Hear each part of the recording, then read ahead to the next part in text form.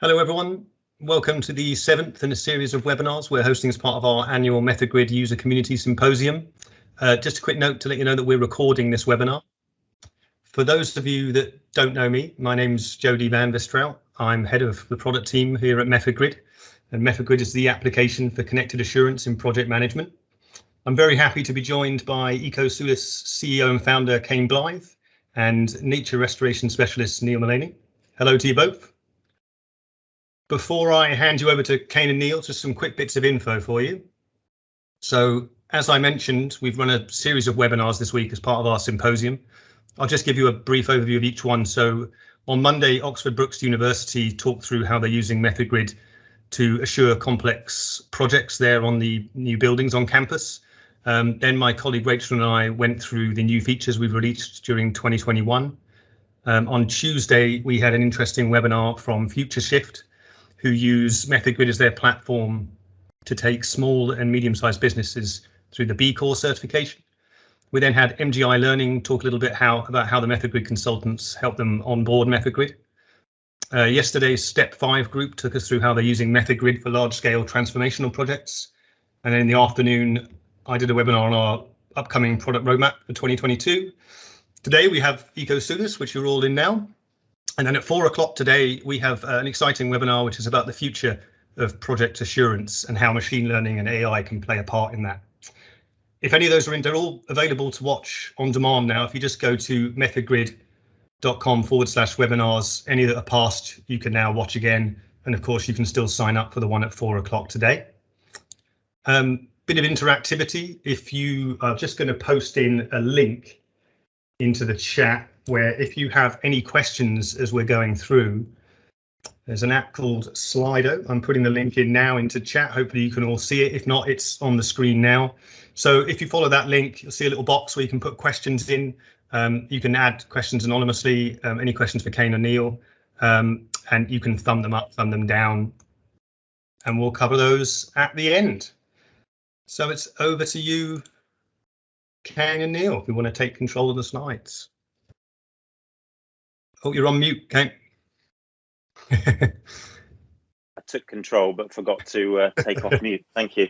Really good to be invited to do this talk. Thanks very much, Jody. And really looking forward to sort of giving people a bit of an update and an oversight as to some progress that's being made in the circles of nature recovery and rewilding, and how the sort of science and practice is moving on. So, as Jody mentioned, my name's Cain Blythe. I'm CEO and founder of Ecosulis. And Neil Melleney, our nature recovery specialist, will be chipping in a bit later on. Look forward to some questions at the end. So just a little bit about Ecosulis. We're global rewilding experts. We're the longest standing combined ecological contractor and consultancy in the UK. We've been around for over 30 years now. Very much technology focused, building in science-based methodologies into everything that we do. Increasingly a data-led consultancy. Data is a really powerful way of enhancing our knowledge and experience. And we're operating within a very structured delivery framework to make sure that each part of our offering connects to the next, and then is a reinforcing circle of opportunity and development within the context of our service range. Everything we do is backed by innovation. We've got an independent innovation department, a team of 6 at the moment, and very much looking at specializing in technology-empowered nature restoration for people, planet, and progress. So we've got a range of partners we work with, and we've developed a number of technologies off the back of things like the Deframetric, for example, which I'll touch on today. We've got our own biodiversity quality index. We use a lot of GIS mapping for natural capital accounting, for example. We've incorporated drone work into the work that we're doing, blockchain. We're also developing our own platform called Credit Nature, and very much focused on people and their interaction with nature using our tool called Culturomics. So when I'm talking through a lot of these things in the background, these sorts of innovations and technology are being brought to bear on how we operate what we're doing. So I think it's worth reflecting, particularly post-COP, that we are in a very unique decade of opportunity at the moment. We're within the decade of ecosystem restoration, with the ambition to restore huge swathes of the planet. In the UK here, we've got new legislation emerging. Very recently, the Environment Bill has been converted into the Environment Act. And this will set legally binding targets to halt the decline of nature. And I'll be touching a little bit on this in a moment, but in probably around 2023, there will be mandatory requirements to increase biodiversity by 10% on projects. I think probably in the backdrop to this, though, is that there are some really compelling visions and very compelling narratives coming through, creating a narrative of hope and purpose, and really encouraging everyone to work together to think about how can we make the world a better place and not continue down this path that we've been on for a while now. And I think these compelling visions are really giving us the parameters around how to think about projects, how to think about collaborations, how to think about partnerships, and it's a very much inclusive way of working. There's a changing policy and financing green landscape as well. That's we're quite at the coalface of this, and we're seeing that there's a real drive behind the need for evidence, the need for metrics, the need for new tools and products to provide that evidence. There's also a very strong driver to move away from this do no harm, which things like carbon credits, biodiversity credits are encouraging do no harm and replace. But actually most organizations want more than that. They want to do good, and they recognize that it is feasible to do good. Nature-based solutions are being recognized increasingly that they can help combat the combined climate and ecological crises. And in broad terms, nature positive is the label for doing good in this context. So when we're thinking about things like carbon zero, certainly corporations are saying, well, we want carbon zero, but we want nature positive as well. And there are task force for disclosures on nature coming forward in the future. These narratives that we're talking about, that we're moving away from more of a protectionist view. So, many people will be familiar with protected species litigation and legislation and habitat legislation.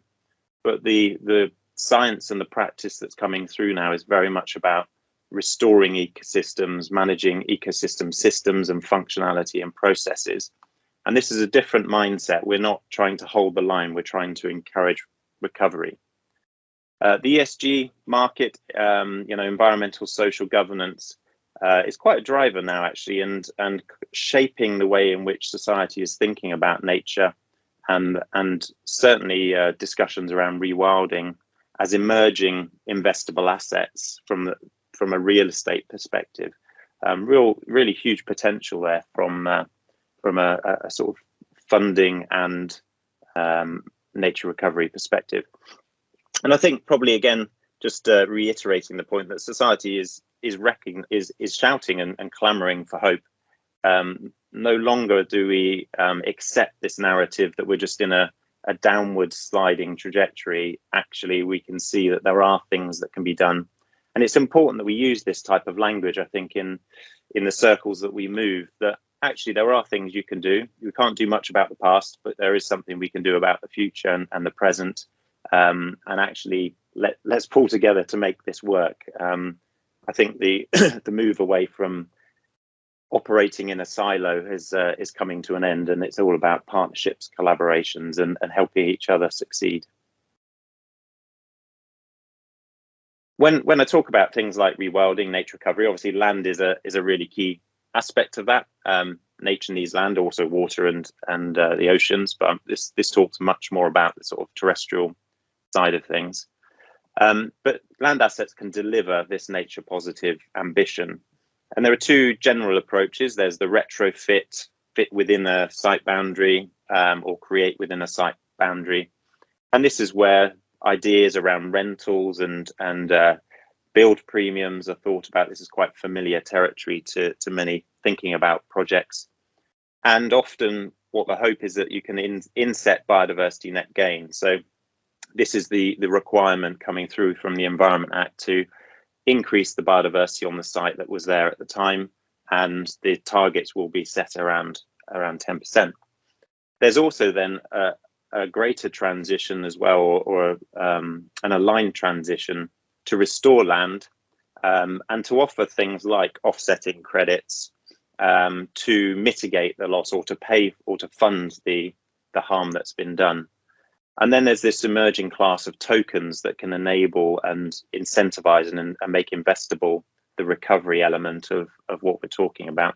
So we're looking at land as a really valuable asset, both from a development perspective, but also from a nature recovery perspective. Biodiversity net gain is something that most projects of relating to development will hear about at some time or another. There's some challenges. The biodiversity credits, they are metrics of habitat change, which can be quite a rigid framework, because habitats in terms of the defined habitats can actually take quite a while to emerge or identify. So there's some rigidity in the system there.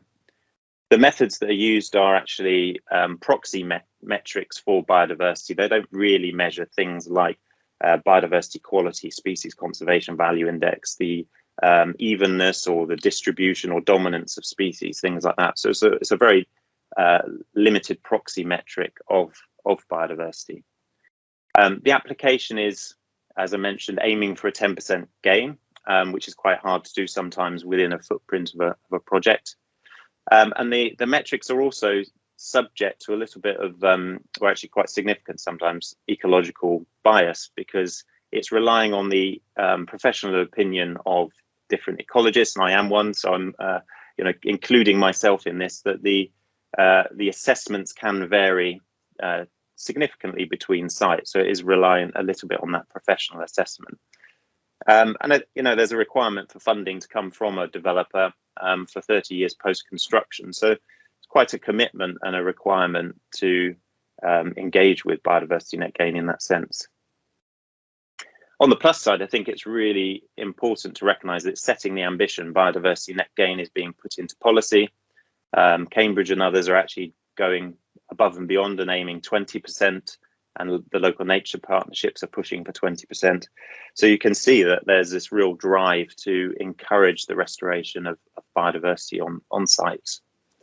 I think there's also a positive that in the Environment Act there are opportunities to offer alternative methodologies where the evidence is provided. So I'll touch on natural capital, natural asset and rewilding design approaches that can be used, that are complementary but also offer an alternative. It's quite easy to do. It's quite easy to incorporate into biodiversity plans, and it's open to a compliance plus approach. So it enables that innovation and that additionality and thinking around that from a biodiversity perspective.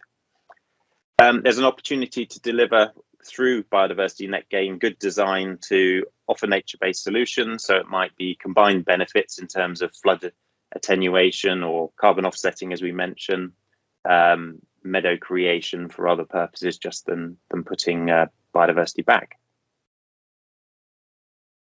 So one alternative approach I mentioned is a sort of natural capital approach. This is effectively recognizing that there are non-human goods and services that can contribute to economic activity, and they collectively add to individual well-being. Habitats in this context, vegetation communities, can be used as a proxy of ecosystem and vegetation communities. And they're an indicator of the habitat for other species. So you can see how there is a relationship there between habitats and species. And they're considered natural stocks. So you take a stock and measure of the assets that are present on your site or in your region. And then the way in which you balance those different assets and those stocks, whether it's species, ecosystem, soil and water or whatever, then that gives you an indication of what the services and the benefits are of those assets. Which is okay. I think we've done a fair bit of work with natural capital mapping. It's good for accounting, it's good for spatial planning, working out where your opportunities and constraints are. You can indicate biodiversity net gain through these methodologies, but it can be quite limited if we're if we're in agreement that actually society wants tangible and measurable benefits, they're a bit tired of the greenwash and they want to actually see real results on the ground. It's a bit limited in that context because it doesn't accommodate the relational outcomes between quite complex systems, really. You know, with lots of animals interact with people and vegetation, and you know, lots of things going on, and plants and animals need to disperse, and then disturbance is a good thing, but not too much. And then there's a whole web of life that has multiple interactions. So natural capital kind of approaches don't really account for this, whereas rewilding design approaches do. So when Ecosulis go about projects, so we're very mindful of biodiversity net gain, and we're also very mindful of natural capital approaches. But our main approach these days is very much around a rewilding design approach. And that's for all these reasons. These are the principles that we think about when we're designing projects and thinking about biodiversity net gain, but we're also thinking about people. People are key, acting in context, sharing our knowledge, recognizing that nature knows what it's doing, so we'll let it lead. And you know, as I've mentioned a couple of times, trying to provide a bit of hope and purpose in terms of what we're doing. And these are different approaches, but they're complementary outcomes. So biodiversity and landscape design tends to be about managing nature to achieve prescribed states, hold the line, deliver on international agreements and nature regulations, driven by strong law, targets and stability. A rewilding design approach tends to be more about, as I mentioned, restoring ecosystem interactions and working with the restored natural functions of that benefit society and economy. And within rewilding design, there's an intrinsic requirement to embrace uncertainty. So it doesn't fit neatly within the sort of legislative frameworks that we're currently familiar with. In order to be able to operate within a kind of rewilding design environment, there is a real importance to have a strong evidence base. And this is there to support the arguments that are required through the Environment Act to demonstrate that biodiversity is in fact improving, and that the designs that you're putting in place are going to benefit biodiversity and society. So I think it's we're at a really interesting point, I think, in technological development, but also rewilding science and ecological science. So these ideas of ecospace and trophic complexity, stochastic disturbances, and the way in which you can measure them using a sort of an expanding repertoire of technologies, whether it's, as I mentioned, drones, sensors, different remote sensing techniques, things like that, your smartphones, citizen science. A lot of these things are coming through that are creating sort of volume and variety and veracity within the system.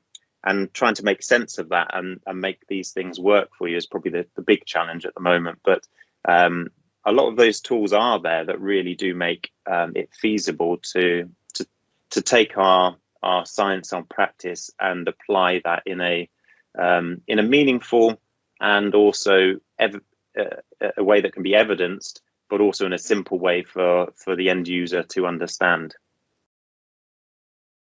So in real terms, you wouldn't really need to worry about what all of this means, because at the end of what we're doing, we give you a single number, and our single number is a percentage change, which is again in accordance with the requirements of the Environment Act, for example. But you can see we've built a model, we've built a technique that can index nature recovery. It incorporates things like biodiversity net gain as one of the dimensions that we consider. But it also looks at things like the diversity of consumers, this building in the trophic web, thinking about the diversity of guild species, the cultural resonance of species, and the connectivity of habitats and things like that. And these give us a sort of biodiversity quality index.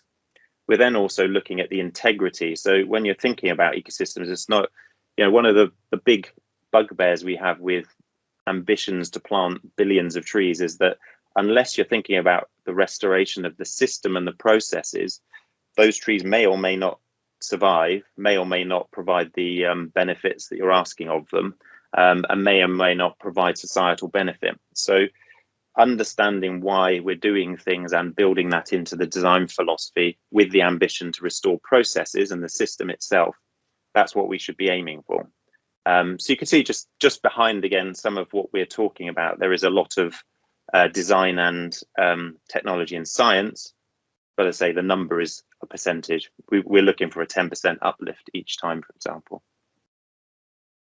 So just a sort of more detailed example of how we've built rewilding design into a live project sort of scenario. We're working on a project for Thames Water over in Dorney. It's a 26-hectare horse graze pasture. There's an expired tenancy, and the objective is to enhance nature. But also, I think this is important actually in terms of project design, reducing long-term costs. Quite often the maintenance bit isn't thought about quite as much as the capital works, the upfront bit. And it's also to provide a valuable resource for the residents, because they're the people that are there all the time, enjoying it and using it. So I won't go into the detail of this, but we've got a natural assets framework that we use to ask some really key questions about, you know, types of value, who's valuing what and why, and how are those forms of value generated, and what are the trade-offs, who makes the decisions, and importantly, how do you make it financially viable? Does it need to have pots of money found somewhere else, or can it actually generate its own forms of value, its own enterprise from the sites and the projects that you're looking at?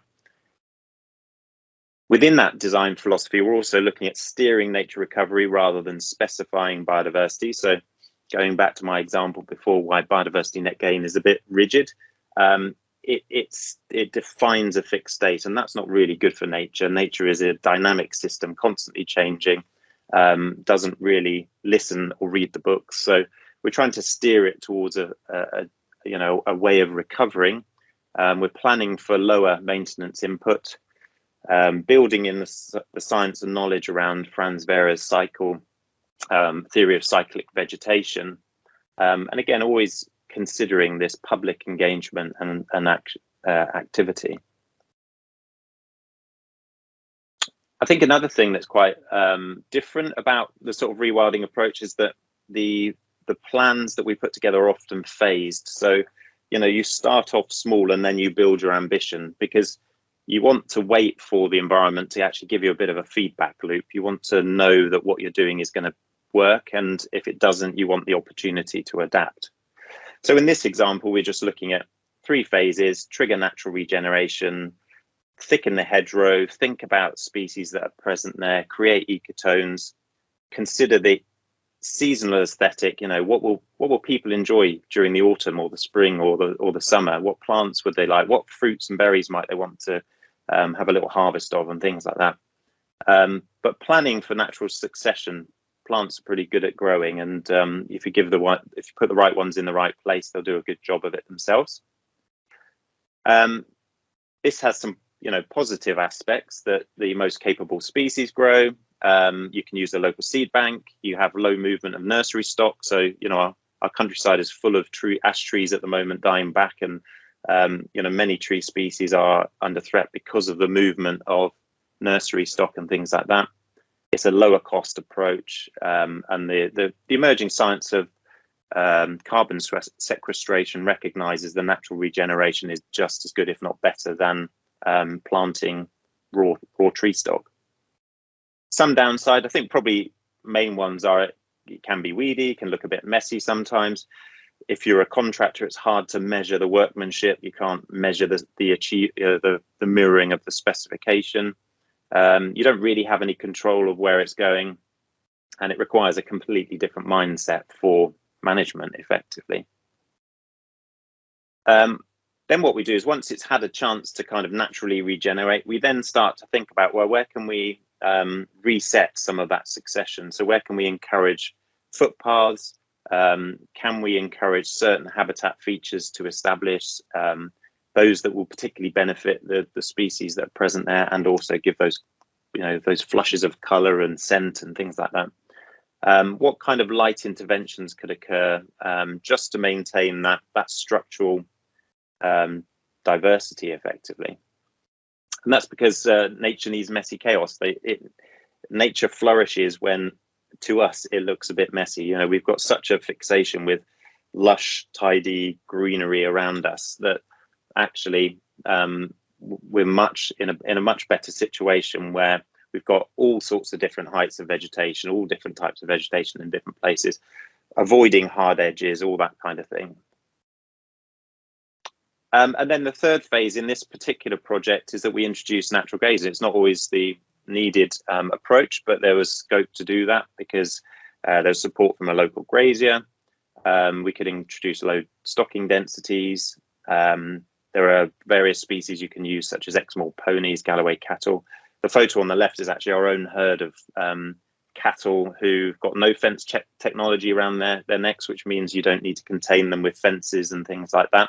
And it also means that you can design in some of these ideas about creating messiness within your site. We think about grazing at different times, whether it's spring, summer or winter, to get a different impact on the vegetation there.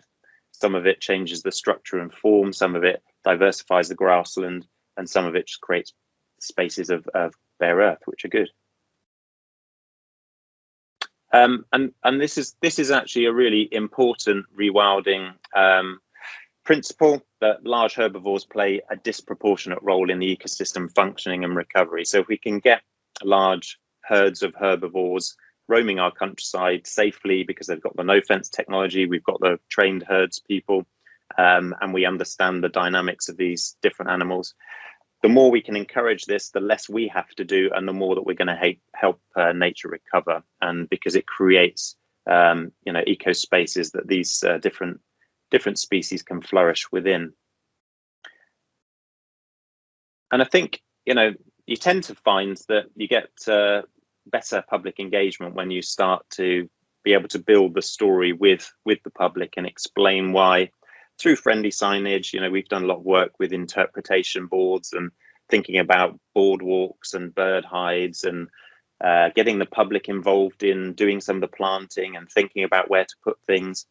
And I think that's how you really get the legacy built for those projects as well. And it's important that starts early on in the project, really, because the sooner you get that public engagement, the sooner you have confidence that your plans and projects are going to succeed. Another key aspect, I've sort of mentioned it a little bit, but I think it's really, really important, is thinking about, well, okay, we're designing these projects as an ecological, biodiversity-oriented consultancy to enhance nature and recover nature. But we are a super ecosystem engineer. Humans have an interaction with their environment. We are part of nature, and actually we want to be able to enjoy the sense, sound, sights of what we're looking at. We might even think about taking supplies from our local environment. Who doesn't go out blackberry picking and taking fruit off the trees when you can, and things like that? But you could think about how the trees and the wood is used, repurposed for construction locally. You could have relationships with local architects. You could create artistic events and interactions.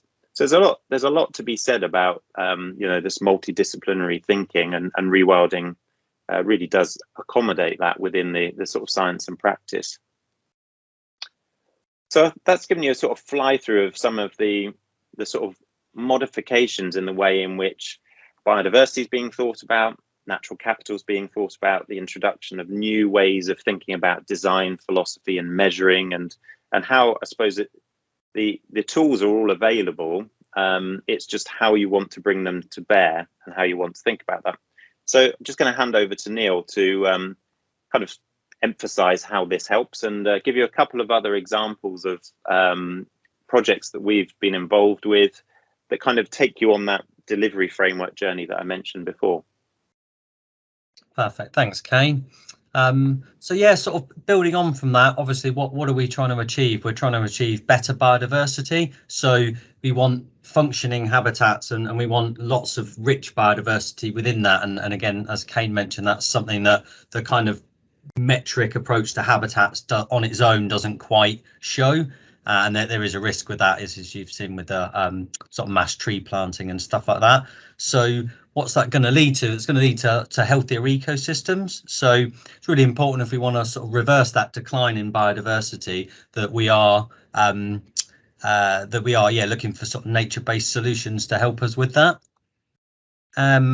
And yeah, so how do we go about continuing that? We can't work on a project forever. We might invest our time in it in that early stages, but we really need to engage with other people so that they take ownership of the land that's around them. So we are nature ourselves, and we don't just watch it from afar. So we really need to build that that knowledge base in the younger generations coming up and through.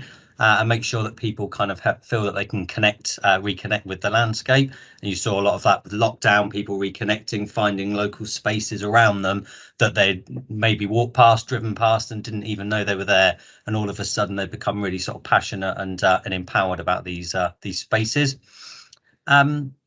We also need to look at policy. So as Cain mentioned, there's policy change coming, but we need to drive that forward from the other side. We've done a good job at protecting areas and hanging on in there with certain spaces, triple SIs and stuff like that. But actually, when you look at the condition of them, they've kind of continued to decline. And that's because we've taken this kind of static state approach to it, and we've forgotten that they should be sort of dynamic transitional spaces.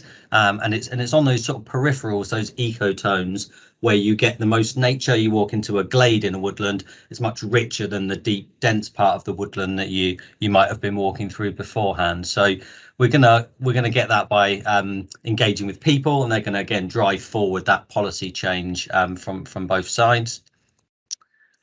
We need to be looking for opportunities to keep funding within conservation, and that's something that the natural capital approach is obviously really good at, ensuring that there's models, there's a lot of funds waiting to be used for green type projects, and we've got a really unique opportunity to make sure that these aren't greenwashing projects, that they are actually investing in deliverable gains for nature.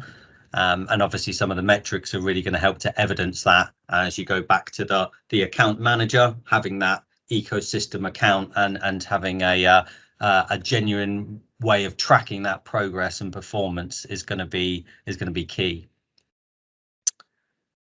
So let's look at a few of the projects that we've been working on more recently, because obviously as Cain mentioned, we want to have some real world impact from the work we're doing. So we've got our delivery framework, and this is really a really nice way of illustrating the linkage between different tasks and the different entry points some clients might have with us. And it's quite usual for more than one service because they're quite complementary to lead into or to follow on from some of the work that we're delivering. So a very recent net gain project, we're sort of just coming to the end of that. We took our rewilding principles and we applied that with Kia on this particular project for the design of a new school. So it was an early adopter council, so they wanted 10% net gain.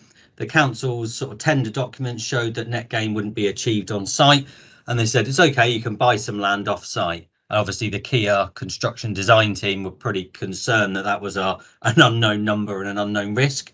Well, they took us on board, we joined the design team, and we actually worked really closely with the whole design team. We threaded nature and biodiversity through the whole of the design and came out with 12, I think it was about 13% net gain on site. So we gave the council security that they didn't need to purchase land off site. We gave Kia and the rest of the design team confidence they could put in a bid that could be priced, and actually locally nature sort of benefited from that.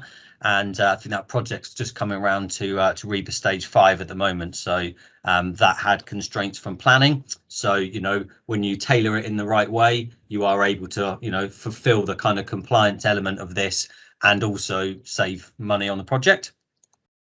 So Cain mentioned that we do a lot of spatial planning, and this is a really powerful tool, particularly if it's not just left on a shelf, it's woven in context with the actual nature recovery work. So there's a number of councils and local area groups, there's a few listed here, where we've carried out natural capital mapping, and that's given them an opportunity to look at things spatially, and that leads back into some of our other earlier metrics we've discussed, where it's about barriers, it's about connectivity. And actually, if you can't inset within the project, it's really important that you've got a network so you can understand what habitats you should be creating off-site and how that can connect in a wider landscape. We've got these isolated islands, these little pockets of high quality habitat which are slowly degrading. So the better we can connect these spaces back up and make sure that biodiversity and nature's got an opportunity to move around and repopulate these areas we enhance with a project, it adds much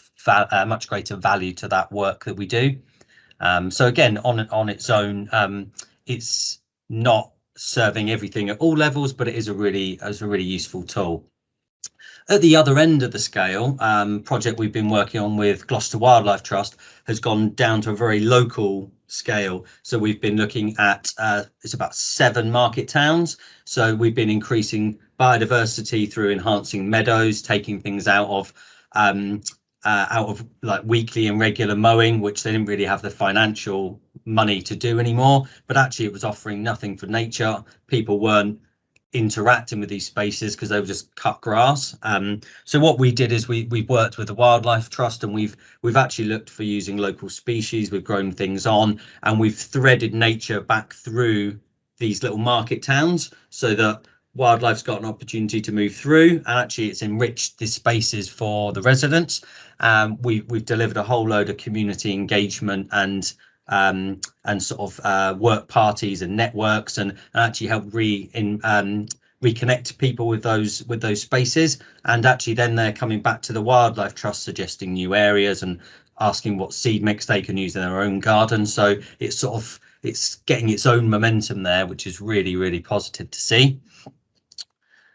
So this particular project was a housing development, and this allowed us to use our full suite of delivery framework. So right from pre-development, pre-planning stage, working on protected species. As you can see, we started this project quite a while ago, and it's only really at the end our skills and our developments have really sort of increased from all our innovation work, and we were able to feed that into the way we installed a lot of these features right at the end. We clustered trees in a different way. We sort of refined the practical part of that work.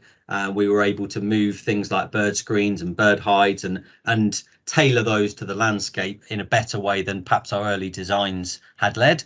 But this was for us a really nice full circle. Also led into a couple of years of maintenance. So again, we could review what areas were working, what meadows were maturing and what weren't, and allowed us to make recommendations and changes to benefit those spaces.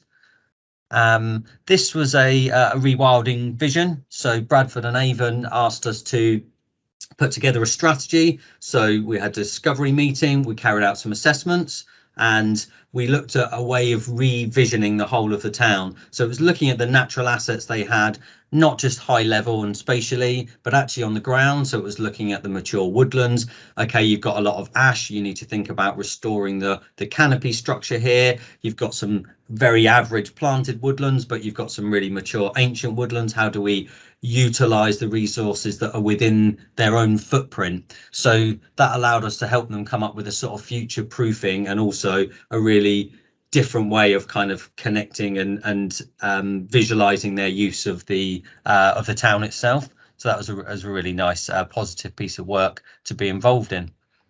So that is everything from us. Thanks very much, Neil and Kate. Really interesting stuff. We've had a few questions come in. I'll read them out for you. So the first one, I'll just highlight it for people. What is the best way to deal with biodiversity net gain on a site, and how can a developer help with that? Yeah, I think that's an important question, because I think the example Neil gave with Keir is that you can go from one extreme to the other if you're not careful. So in the scenario you mentioned with Keir, at one point there was an expectation that perhaps millions of pounds worth of land would need to be bought in order for biodiversity net gain to be accommodated. So I think, select who you select to advise you on how to approach that's important. But I think very much more important is early engagement with the design partners, the landscape architects, the planners, etc., to think about how can we kind of configure on site what we've got. How can we identify early on what the really important features are in terms of connectivity and important places where nature's actually doing quite well already, and how do we think about the processes there? You know, do we need to import soil? Do we need to plant trees, or can we let it naturally regenerate? So I think from my side, it's early engagement. The sooner you get someone on board and start having these conversations, the easier it will be to achieve that outcome at the end of it. I don't know, Neil, if you've got anything to add to that. Yeah, I'd agree with. There's a long time of many projects where you're given the spec or the design or the drawing at the end, and you really can see straight away a better way of doing it, particularly to make that habitat function as it was maybe designed. But you often can't do much about it at that really quite late stage. You've got a list of species and a drawing and an expected set of deliverables. So the earlier you can engage with the right people, the better chance you've got of, like Cain said, sort of leading that project to actually the outcomes that are going to be best for nature.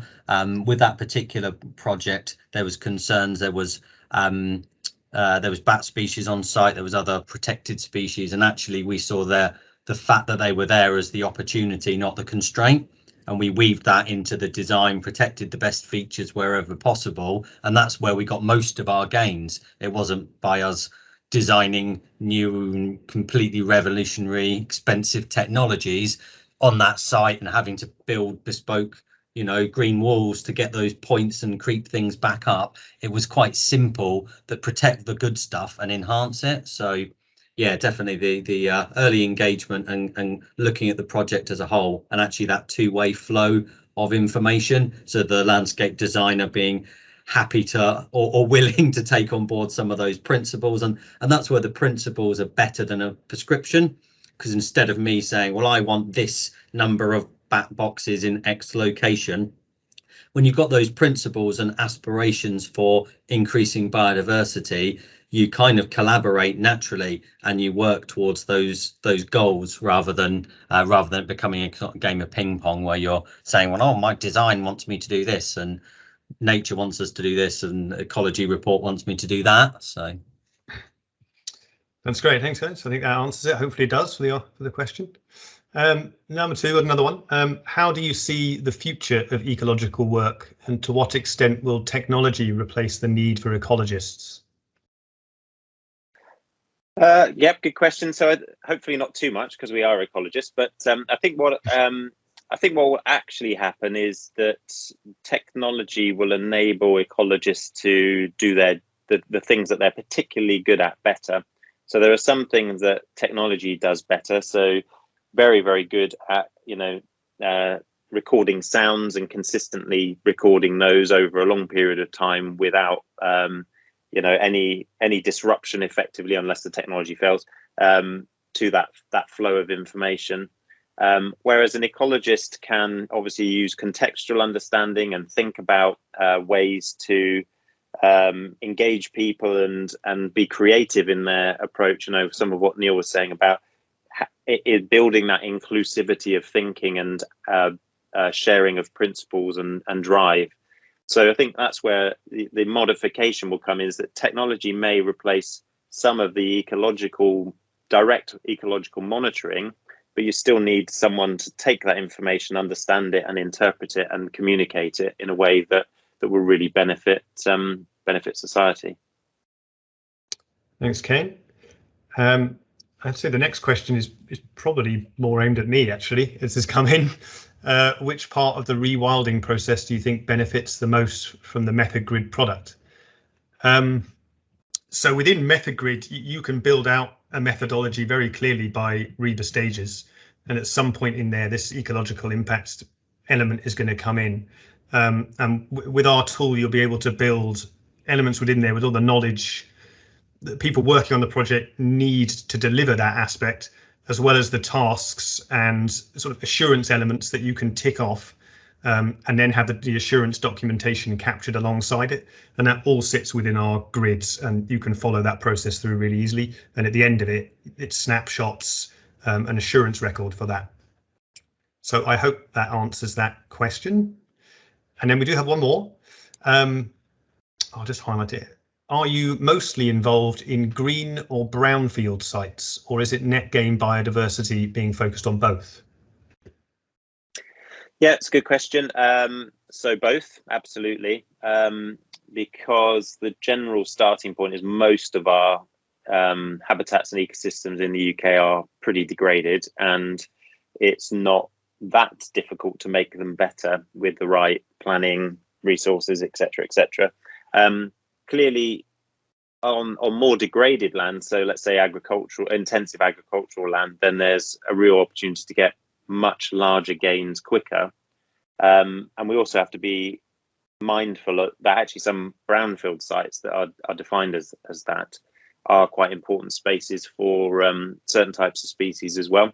So I think the way to think about, or the way we tend to think about it, is that a blended understanding of each of these spaces has some merit in some form or another, and it's how you think about the interactions and the connectivity and the activities that are occurring on those sites that's really important, so that you can make the right decisions about how to go about helping nature to recover. And again, keeping that premise of let nature lead, because it's pretty good at doing that. It's done it for billions of years. So that premise is important in whether it's greenfield or brownfield site. Also, sorry, Neil. Go on. just to chip in as well. Yeah, that's part of our thinking behind the Ecological Integrity Index as well. You look at the quality of that habitat and how intact it still is, so that can still be applied to a whole host of different sites in different conditions.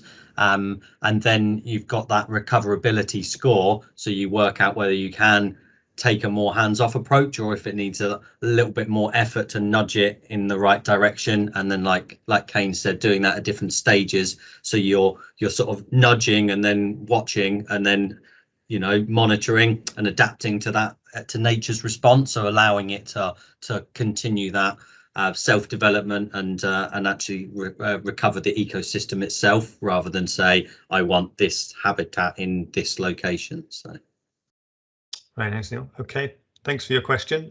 Another one has come in. It looks like Ecosulis have an excellent project outcome benefit map and related analytics. Is there a comparable industry-wide framework in this regard? So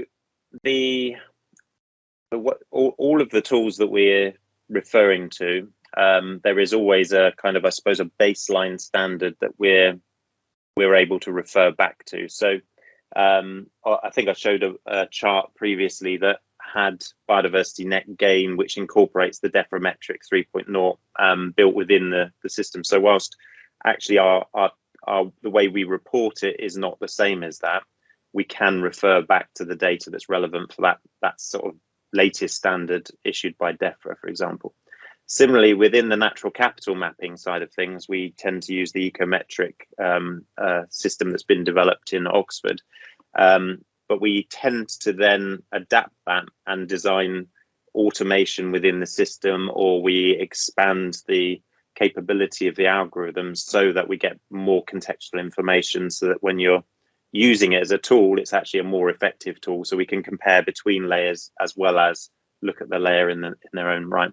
So the answer is yes, we always refer back to the latest, I suppose, standards and accepted protocols at the time that are being used, whether it's through planning or through nature recovery science or through protected species needs and things like that. But we're trying to educate the sort of sector to move beyond that, because actually there are a lot of better systems and better systems thinking outside of our sector often, so we bring in the latest of science and technology from different areas, whether it's even things like automotive industry has some really interesting ideas about sensors and monitoring and techniques and movement of things. So we're always looking at bringing the best in class from other sectors into our own sector, because we're a little bit behind on the use of technology, data, and the way in which that can help inform the process. I think I might not have answered the question directly, but hopefully feel free the person who answered it to ask it to post a follow-up. Yeah, that's our last question, so I'll just leave it open. You can join on that URL on screen, and it's in the chat as well. Just post another question. I'll sort of wait a minute or two, but while I wait to see if another question does come in, just a reminder, 4 p.m. today we'll be discussing the future of machine learning and AI in automating lessons learned, continuous improvement, and in the assurance of large-scale projects. So I would recommend don't miss it. The future is exciting. You might be there at its birth today. Should blow your mind, all this stuff. You can reserve your place at methodgrid.com/webinars. Oh, and look, the answer is all good on that question. Perfect, excellent. Great. Okay, so unless there's any other questions, we'll sign off. So thanks ever so much for joining us, Cain and Neil. Thank you for your time today. Thanks for everyone attending, and I'll say goodbye. Bye all. Thanks everyone. Thanks Take for having care. us. Cheers, Jodie.